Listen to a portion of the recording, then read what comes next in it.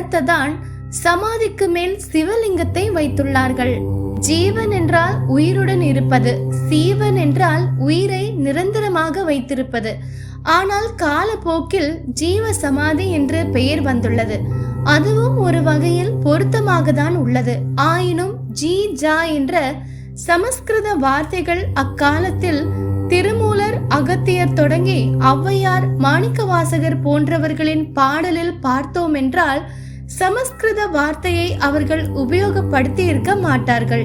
கலியுகத்தில் சிவசமாதியை ஜீவ சமாதி என்று மாற்றியுள்ளார்கள்.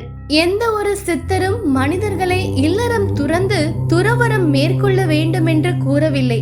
மாறாக அளவாக இருந்தால் வாழ்க்கை வளமாக இருக்கும் என்பதை சூட்சமமாக தேனில் விழுந்த ஈயை போல மீண்டு வர முடியாமல் குடும்ப பந்தத்திலேயே சுழன்று கொண்டிருக்கிறோம் என்பதை